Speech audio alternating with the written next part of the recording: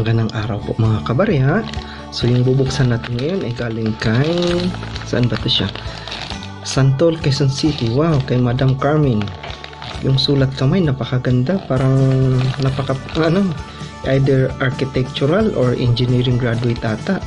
So very impressive, nakakaano yung napakaganda yung pagkasulat kamay. So thank you po. So galing to kay Madam Carmen, Quezon City. So napaka legit po nito, more than 100% legit.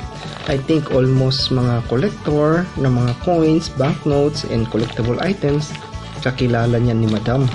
So 100% po talaga yan, no? Legit. So thank you po Madam, na-receive ko na. So bubuksan na natin yung kanyang pinadala. Maraming salamat po.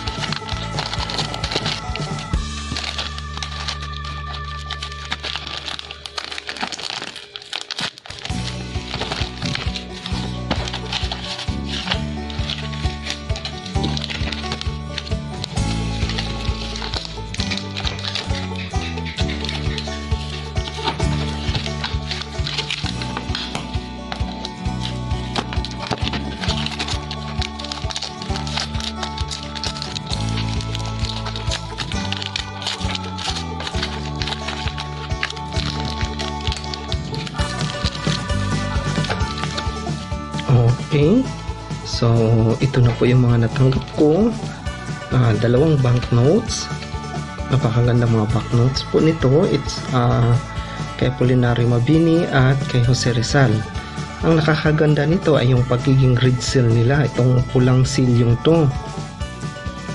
Mas bihira kasi to sila kaysa blue. Kaya hinabol ko to siya sa auction, although hindi masyadong mataas ko silang nakuha. Kaya nagiging sulit na rin yung presyo. May mga number dito, I think ito yung item number. So si Madam Carmen, marami itong pinapa-auction. Kaya pansin mo yung mga number niya, 214. So most likely ay pang 211, 214 ito siya na item. So ganun karami. So legit po talaga to. Usually kasi sa mga scammer ay meron lamang mga tatlo, isang item, pero pag mga legit po makikita nyo talaga maramihan yung pinapa-auction at yung mga nagpa-participate ay maramihan din. So thank you po Madam. Okay, yung isa naman, ito yung pinakagusto kong nakuha sa auction ni Madam ay ang Jose Rizal na stamps. I think anong year pa ba to? 1936. Ayun. Hindi ako sure kung kaya siyang i-focus kasi naka-plastic, nagre-reflect. 1936 na stamp, Jose Rizal. Dalawa to siya, pero hindi ko nakuha yung yung kulay blue. Meron kasi ditong kulay blue, ito siya kulay parang orange. So isang set sana sila, kaso lang nagkamali ako sa auction, mali yung nailagay kong value, hindi siya pasok sa interval na medyo komplikado kasi yung ano ni Madam. So yun, hindi ko siya nakuha, but thankful ako na meron pa ring isa. So thank you po Madam. Kasama to siya sa mga sets ko, pipicturean ko mamaya kasi meron din akong ganito, pero wala ako yung isang buong sheet talaga. Meron ako dyan pira-piraso lang. Pero ngayon lang ako naka-avail ng ganitong isang sheet. Napakaganda po ng barya. Napakaganda ng stamp. Mint condition. Ayan yung likod niya. Ibig sabihin, ng mint condition ay hindi pa talaga siya nagamit. So, imagine nyo na lang, 1936 pa yung stamps na to. So, panahon ng mga Amerikano, 1945. Panahon ng mga Hapon. So, majority sa mga copy na ganito sa post office ng Manila sinunog ng mga Japanese, and then yung post office sa Manila, yung sa may Lawton, ginawa din yung headquarters ng mga Hapon. Kaya marami sa mga ganitong stamp ay ginamit na lang ng mga Japanese soldier that time na panggatong o kaya pang ano lang nila sa niluluto nila. So ginamit lang talaga siya for daily use na pag-ano ng apoy. So kaya marami sa mga ganitong copies na sunog na talaga. So medyo rare na talaga yung ganitong mga sets sa ngayon. 1936, so panahon pa yan ng mga Amerikano, Commonwealth I think period. Ayan sila dyan sa Commonwealth or transition period, di ako sure, pero 1936 siya. Wala pa yung mga Hapon nagawa na tong stamps na to. And then yung banknote natin na dalawa, Rizal. Meron akong mga blue, so ngayon lang meron akong red, so at least na kompleto na sila, red and blue. So titingnan nyo yung year, series of 1936. Ito naman siya, series of 1936. So halos magkapareho to sila. Ito rin siya ay nakasulat yung date sa stamp. Hindi ako sure kung kita. 1861 to 1936. So ito. So 1936 din sila. So magkaparehong year. Kaya hinabol ko talaga sila sa auction. So aside sa banknotes and stamp, naka-receive din ako kay madam ng dalawang commemorative coins. Ayan, kung titignan mo yung mga number, ang lalayo. 140, ibig sabihin pang 142 na item niya sa mga nakasalang. Wow, ang ganda pa ng mga condition ng mga coins. Wala akong gloves, kaya hindi ko na lang siya piliting hawakan. Kasi sayang, napakaganda. May mint luster pa sila, lakas ng mint luster. Wow. Sa kabila, yung isa, ay Apolinario Mabini, ganun din. Kakainga yung buksan. Kuha na lang ako ng gloves. So Apolinario Mabini and Andres Bonifacio, parehong matatapang na katipunero. So napakaganda po nito. Mababa ko lang din nakuha sa auction. At since mababa ko nakuha sa auction, madalas pinaparapol ko lang din sila ng mababa. Kaya yun yung habol kung makabargain ako ng presyo para maparapol ko rin sila sa mga kabarya natin ng mas mababa. Wow, napakaganda. So yung isa nito ay I think parehong 1 peso. Parehong ata silang 1 peso. Ayan, 1 peso at yung isa ay 1 peso din. Napakaganda mga barya po. Uncirculated pa talaga sila. Titingnan natin ulit. So, ayan po, brilliant talaga yung coin. Yung mint luster niya, napakalakas. Yung camera, nagbe-blurred. Ayan. So, yung mint luster, isisayan siya sa mga indicator na uncirculated pa yung coins kasi base sa nababasa ko online, hindi mo pwedeng ma-forge yan. O kaya madaya. Wow, napakaganda pa niya.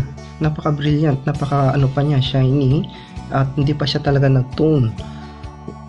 Ibig sabihin na alagaan ito ng maayos o kaya naitago siya sa safe na lugar kasi pag nai-expose parati siya sa araw, nahahanginan, nag-iiba yung kulay. Pero ito napakaputi pa niya. Napaka-brilliant pa. Wala ring damage, wala siyang hulog. Minsan nahuhulog kasi kakahawak. Napakaganda ng condition pa ng barya. Thank you po, madam. Balik lang natin.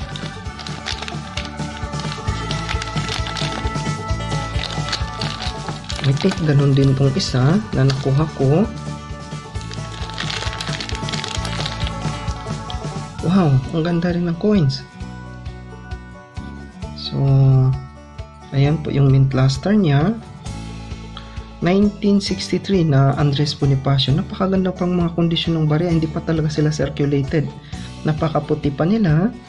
Yan, 1 peso sa likod. Ito siya, meron ng brown sa gitna. Yan, hindi ako sure kung kita sa camera, pero sa gitna, meron na siyang brownish indicator na nabubuksan na siya. Pero overall, nasa 95% siya.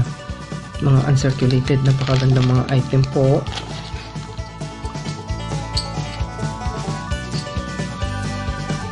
Wow! So, sa mga collector, ito talaga yung priority nila. O tinitingnan yung mint luster. Kasi indicator talaga yan na uncirculated yung coin. Minsan kasi yung makintab lang, pinapakintab lang nila. Pero pag i-scrub natin sila ng i-scrub, nawawala yung mint luster. O kaya nahahawakan sa kamay na mayroon tayong mga chemical na galing tayo sa pagpiprito ng isda. So may mantika na yun. Pag nakahawak tayo dito, so magdidikit din yung mga chemicals. Ganon din sa sigarilyo. Ito siya, ang ganda pa. So marami pong salamat, na-receive ko na. Ito sila pang dagdag talaga, for keeps ko to sa collection ko. And kasama yung mga barya. Wow, ang ganda. And then bonus pa rin yung Jose Rizal. So thank you po. Okay, galing sa aking album, kinuha ko yung Jose Rizal na 2 peso. Ito siya yung blue, yung silyo niya ay blue. So nasaan yung bagong natanggap? Ito red. So ito yung kaibahan nila, blue and red. Ayan po, alas pareho yung disenyo maliban sa silyo. Serial number ay iba rin siya, kulay red. At ito siya, series of 1966 na nakasulat. Ito siya after sa mga after sa World War II o kaya yung sa mga Hapon. Ayan, kaya sa likod meron nang nakasulat na victory, palatandaan na nanalo na yung US kasama yung mga Filipino against the Japanese. Ayan sila. So ito yung kaibahan. Wow. Sa red na Apolinario, mayroon na rin pala akong red. So dagdag na lang tong isa. I think meron din akong blue dito sa aking album. So lang. So ito rin kanyang blue. So nakasulat na dito victory. So ganun din sa likod. Ayan, may Central Bank of the Philippines victory. So yun yung kaibahan nila sa red.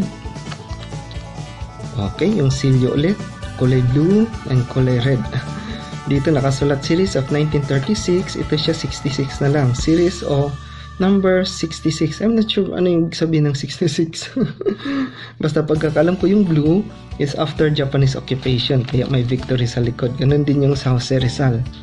Ayan, meron sila. Victory.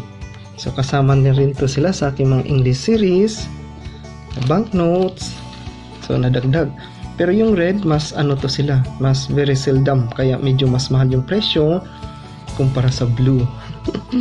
Okay, so ito rin po yung 10 peso.